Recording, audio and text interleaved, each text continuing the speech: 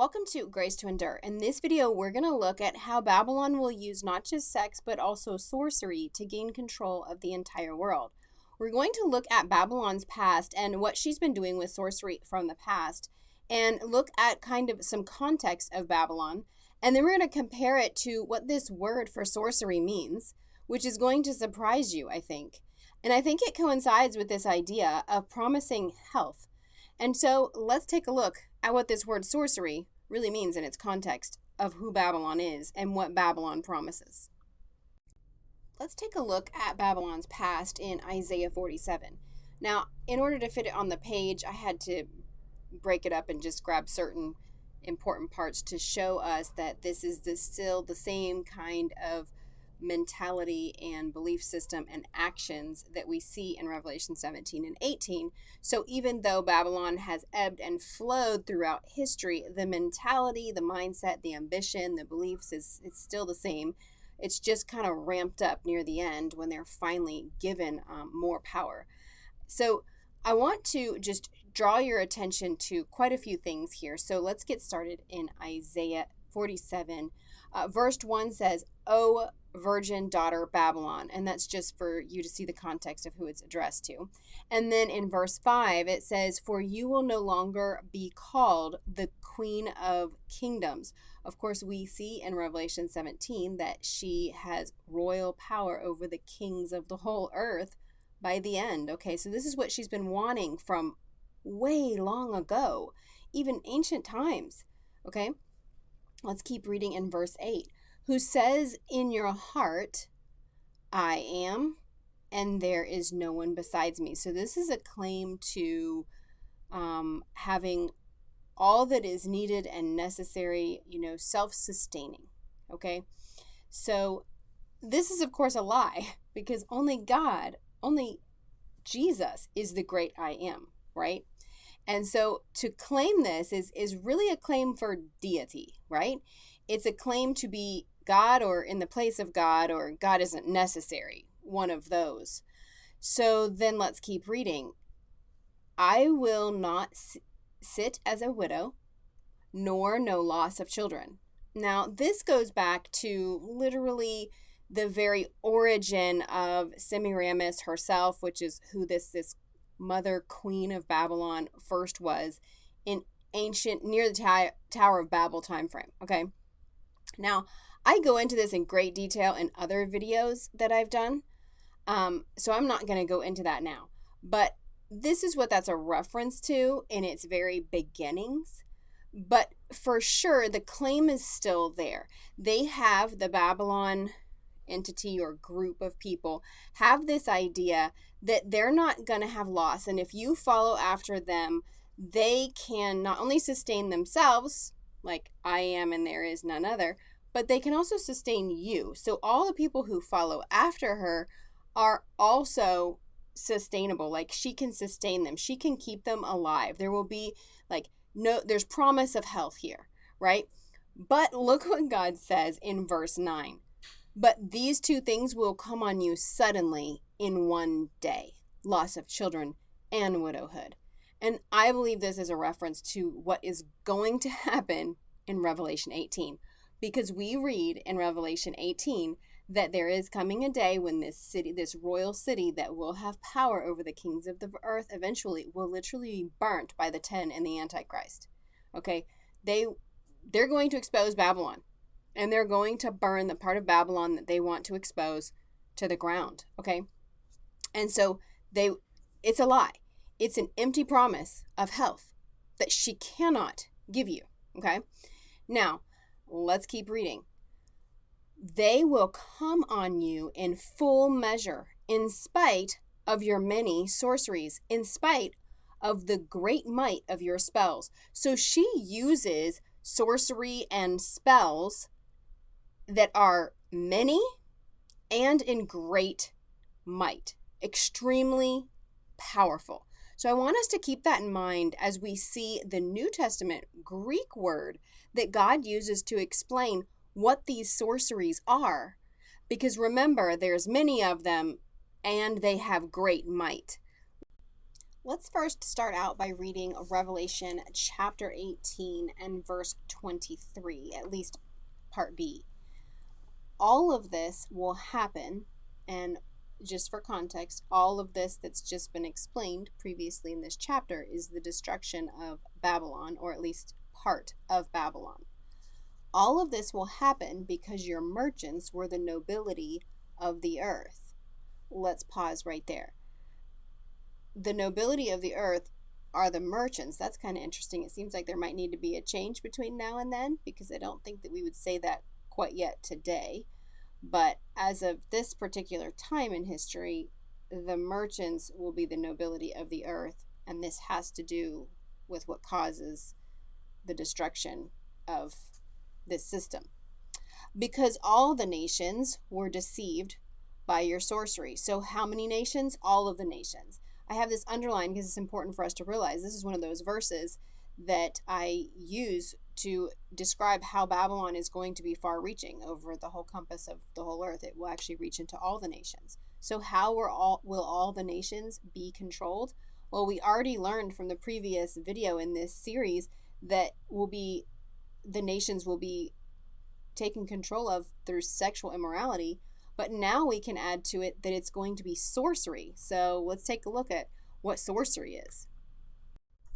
Let's take a closer look at this word for sorcery that God chose to put here. I find it important and of significance because there's at least one other Greek word that he could have used for sorcery, but he chose to put this one in this text here. So the word here is pharmakia, and it means medication, magic, witchcraft. The word that it's taken from, right above it where it says from G533:2, yeah, that's the word down below that I have. And that word means drug, a druggist, a pharmacist, or poisoner, a sorcerer. These are pretty serious implications here, considering how heavily our society depends on drugs and medication. So then what are we supposed to do with this information, right? I think that we have to start considering the medication that we take and the ingredients of it. When I found this out years ago, I started to do some research into what is in a lot of the drugs, or some of the drugs that we take. Some are certainly cleaner than others, but some have all out poisonous substances. There's a list of poisons that you can get, and if you look up a list of poisonous substances and then see how many are in some of the drugs, it's sometimes quite alarming.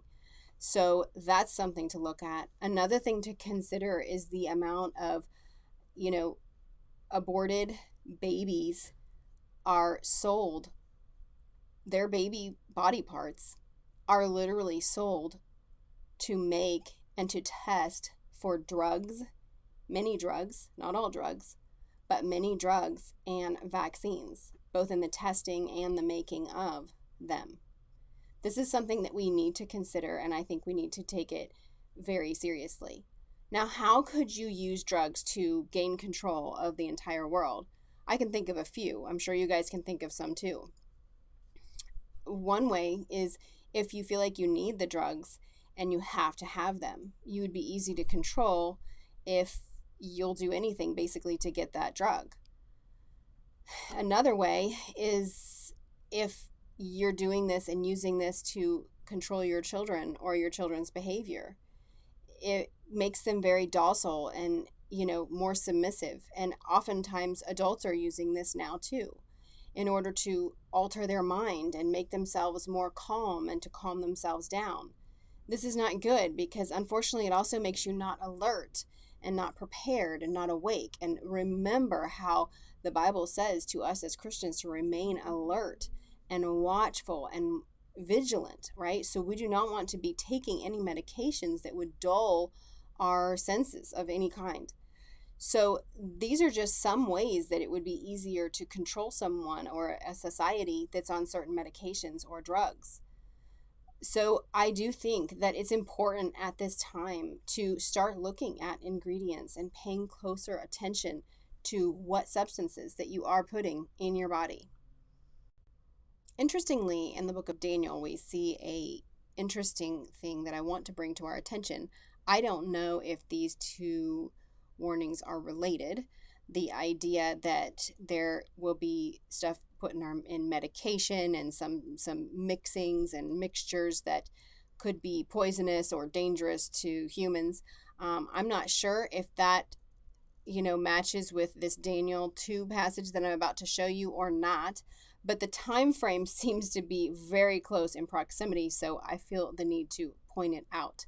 Here in Daniel chapter 2, we're going to read about the 10 toes, okay, that are on the feet, and then later on it calls them those kings, in the days of those kings. And we know that there are 10 leaders that rule as kings that are going to come up at the time of the end. So you know how I'm always talking about Babylon, then 10, then the Antichrist, then Jesus. Okay, so in the time of these 10, okay, multiple things are going to happen. We're going to learn about this mixing that's going to happen, and then we're going to learn that while they are still on the earth, in the same time frame when these 10 are still on the earth, the God of heaven, Jesus Christ, is going to come back, and he is going to put his kingdom on earth, a kingdom that will never be destroyed. Okay, so we know that these 10 then are going to be destroyed by God himself. So this is an end times reference. Even if the rest of the vision is very much talking about types of the past, we know that there is at least part of this vision that is definitely going to happen still in the future with these 10 kings, which will be destroyed at Jesus' coming, when the God of heaven comes, okay? So right before that, before the God of heaven comes, there's this mixing thing that happens with the seed of mankind that I think is important for us to know. Okay, as the toes of the feet were partly of iron and partly of clay, some of the kingdom will be strong and part of it will be brittle. And in that you saw the iron mixed with common clay, they will combine with one another in the seed of men. But they will not cling to one another, even as iron does not combine with clay. And in the days of those kings, the God of heaven will cause a kingdom to rise up, which will never be destroyed. So this is an Old Testament reference to some sort of mixing in with the seed of mankind of some sort that doesn't actually cling together. It doesn't work. Something is attempted, though, it would seem, that shouldn't be attempted. It is attempted, and it doesn't work in one way or another. So I find this interesting. I'm not sure how this correlates, or even if it does correlate with the Babylon time frame and them using drugs and medication and sorcery, but it could have something to do with it, and it's kind of similar kind of activity, and so I wanted to bring it to your attention. I want to point our attention now to Revelation 18, verse 7, and I want to show that Babylon still has this same exact mentality of sustainability of herself and others who follow after her here at the time of the end. So right before the 10 in the Antichrist expose this Babylon group that's helping to take over and get control of the world, remember, they will still have this same promise of sustainability for themselves and for others. So listen to it in Revelation 18, verse 7. As much as she glorified herself and indulged her sensual and excessive ways, give her that much torment and grief. For she says in her heart, I sit as queen. I am not a widow, and I will never see grief. This is a complete denial of the facts. The original Semiramis woman, who this is actually quoting from back during the Tower of Babel time frame, okay, she was absolutely a widow. Her husband absolutely did die, but she said that he had gone up to the sun, and then he, reincarnated, basically resurrected into her son when her son was born, and all of this nonsense. And she tried to tell everybody that she was not a widow, but she was a widow. Okay, so it's this denial of death and this denial of, like, she said that her son was therefore God, and so he was never going to die. She would never, her children wouldn't die as well. And so that's where the origin of it comes from. It's this denial of the facts that no, she's going to meet her end, and those that follow her will also meet their end. In fact, it will be done in a very specific way, and one of those ways is plagues. So follow down to Revelation 18, verse 4, and look at this very strong warning as to what our response should be to all of this. And I heard another voice from heaven, "Come out of her, my people, so that you will not share in her sins or receive any of her plagues." So Babylon and her sins, she's going to have plagues. They're going to start being very evident. And so all of this playing around with drugs and sorcery and medicine, there's consequences that will also come with Babylon and her sustainability that she promises. But remember, it's all lies, because the rest of Revelation 18 explains in great detail her destruction. So do not believe her lies and do not fall for it. Start researching what is in the medications, what is in the things that you're eating and the things that you're taking as medicine. Start looking at ingredients. If anything's poisonous, if it's in the list of poisonous foods and poisonous things that, or not poisonous foods, I'm sorry, poisonous substances that people should not eat, no longer take them. We need to be vigilant and wake up to what is quite possibly happening right in front of our very eyes.